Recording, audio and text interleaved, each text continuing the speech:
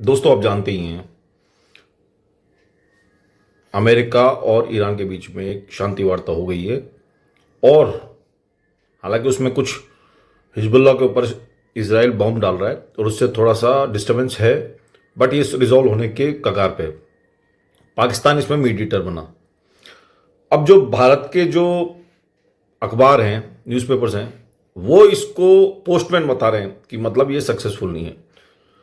और मुझे भी कहीं ना कहीं दुख हुआ कि भारत का दोस्त ईरान, जिसमें बहुत चबार पोर्ट पे कितना पैसा इन्वेस्ट किया है भारत ने, उसके बावजूद भारत कुछ बोला नहीं, मोदी जी कुछ बोले नहीं, कोई कुछ नहीं बोला और बड़ा अजीब सा फील हुआ।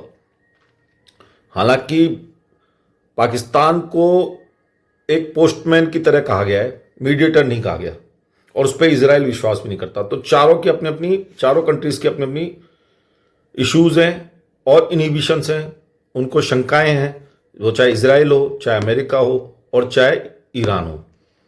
किसी को पाकिस्तान पे विश्वास नहीं है, बट एनीवेज चीज़ें आगे चल रही हैं।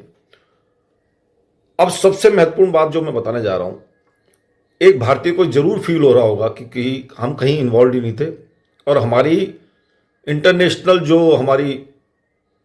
जो हमारा फॉरेन डिपार्टमेंट है या फॉरेन मिनिस्ट्री है, वो कहीं ना कहीं अनसक्सेसफुल रही। बट ऐसा नहीं है, हम साइलेंटली वर्क करते रहे। साउथ में तमिलनाडु में हमने न्यूक्लियर प्लांट खोल दिया, जिसके थ्रू कई सौ साल की हमारी बिजली की सिक्योरिटी हो जाएगी। इवन अमेरिका और फ्रांस जैसी कंट्रीज को भी एक बार तो वो भी चौंक गए कि ये भारत ने कैसे कर लिया। सिर्फ ये जो टेक्नोलॉजी थी वो रशिया के पास है। कहीं ना कहीं लगता है कि रशिया से कहीं ना कहीं हेल्प ली होगी भारत ने, ऐसा माना जा सकता है। पर जो कहीं एक इमेज थी कि भाई भारत का तो इसमें कहीं इन्वॉल्वमेंट ही नहीं है, चाइना और पाकिस्तान कर रहा है और भारत तो एक तरह से पावरलेस हो गया है, तो ऐसा नहीं है। भारत भी साइलेंटली काम कर रहा है, बहुत अच्छा काम कर रहा है।